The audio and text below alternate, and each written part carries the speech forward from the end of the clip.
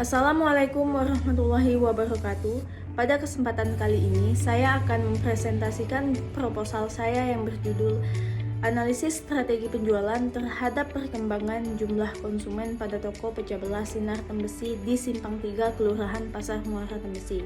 Nah, sebelum melanjutkan, saya akan memperkenalkan diri terlebih dahulu. Perkenalkan, nama saya Dina Yolanda dengan NIM 19 10 10 35 30 3200 dari Prodi S1 Manajemen.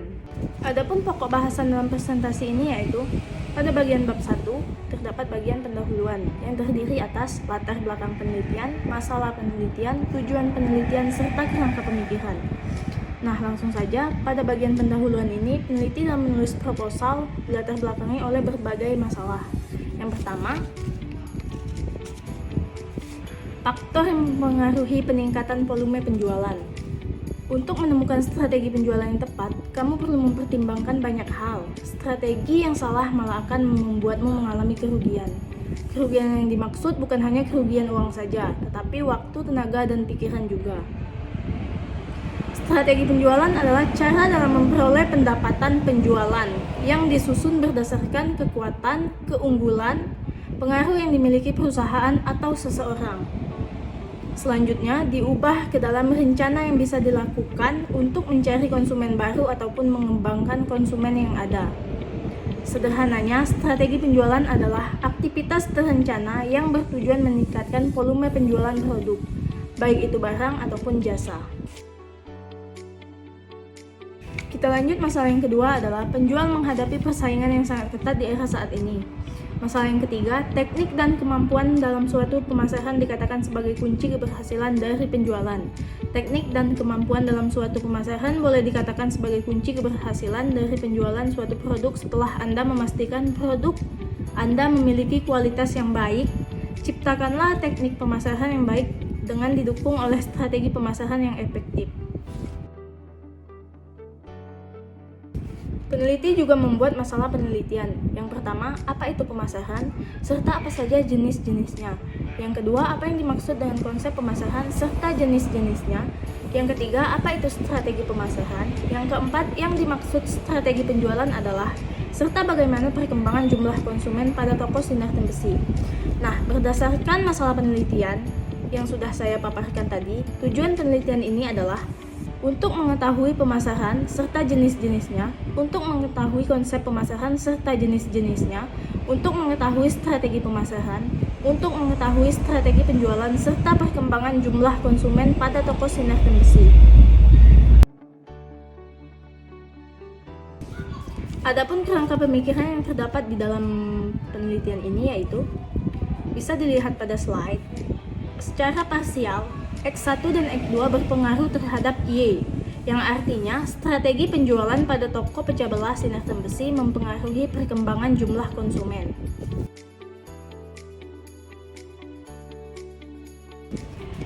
Lanjut pada bab kedua, terdapat bagian tinjauan pustaka yang terdiri atas pengertian dari masing-masing variabel. Yang pertama, pengertian dari pemasaran.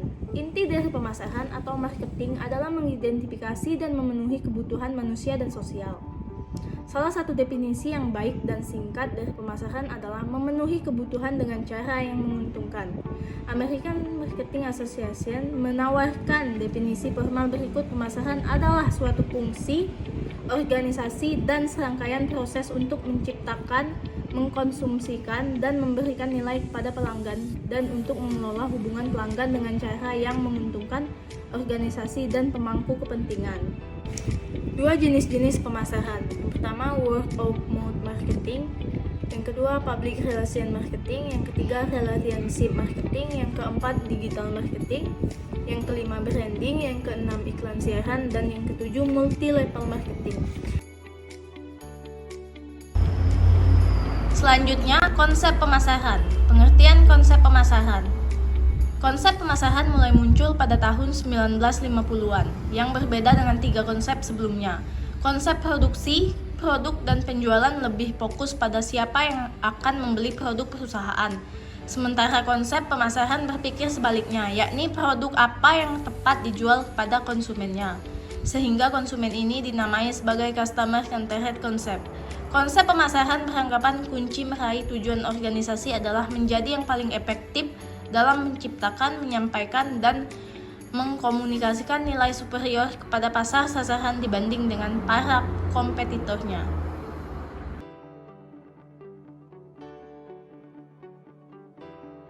Dua jenis-jenis konsep pemasaran. Secara definisi, konsep pemasaran atau pemasaran adalah segala perilaku yang dilakukan oleh suatu perusahaan saat memperkenalkan suatu produk. Dalam prakteknya, perusahaan harus mampu menyesuaikan produk yang dihasilkannya sesuai dengan persepsi pasar. Oleh karena itu, perusahaan biasanya menggunakan beberapa jenis konsep pemasaran untuk mempermudah pemasaran produknya. Dalam konsep pemasaran, ada 6 konsep dasar, yaitu 1. Konsep produksi, 2. Konsep produk, 3. Konsep penjualan, 4. Konsep pemasaran, 5. Konsep pemasaran sosial, 6. Konsep pemasaran global. Lanjut pada variabel berikutnya, yaitu strategi pemasaran. Strategi pemasaran adalah pengambilan keputusan-keputusan tentang biaya pemasaran, bauran pemasaran, alokasi pemasaran dalam hubungan dengan keadaan lingkungan yang diharapkan dan kondisi persaingan. 2 macam-macam strategi pemasaran, yaitu strategi kebutuhan primer, strategi kebutuhan selektif. Lanjut pada variabel yang terakhir, yaitu strategi penjualan.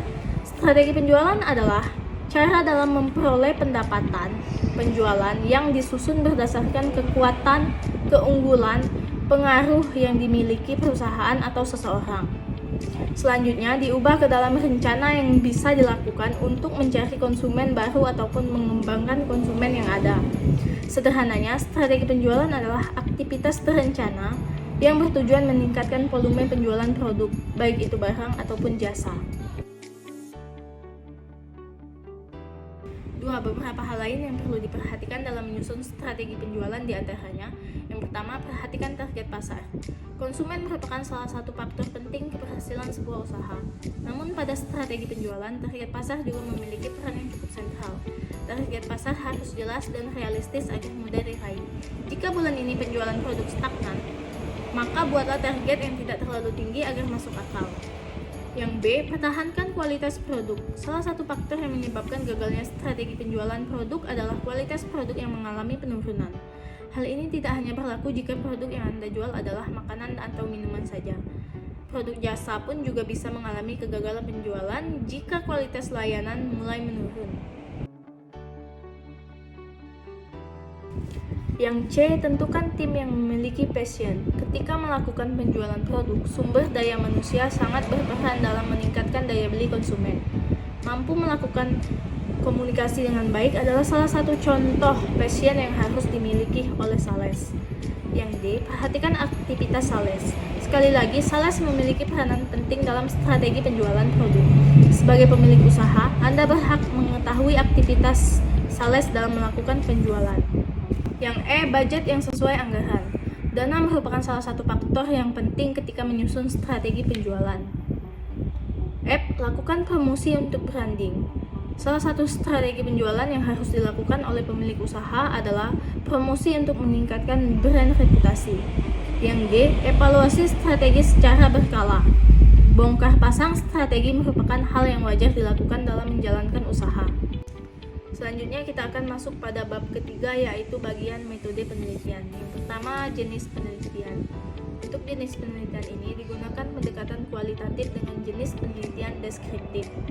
Pendekatan kualitatif yaitu suatu proses penelitian dan pemahaman yang berdasarkan pada metodologi yang menyelidiki suatu fenomena sosial dan masalah manusia.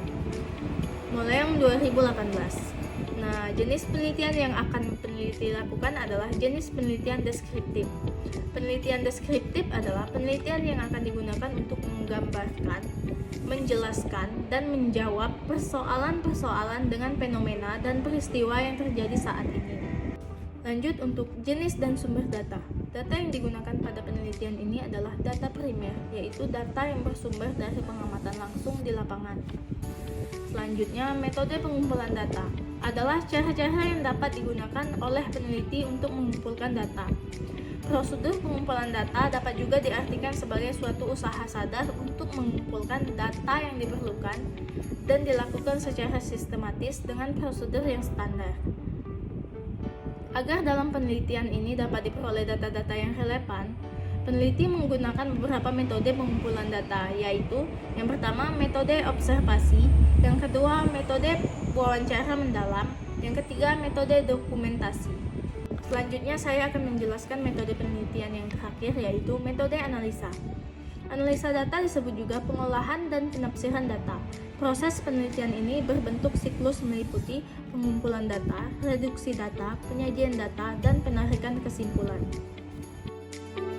Baiklah, itu saja yang dapat saya paparkan. Lebih dan kurang saya mohon maaf. Saya akhiri. Wassalamualaikum warahmatullahi wabarakatuh.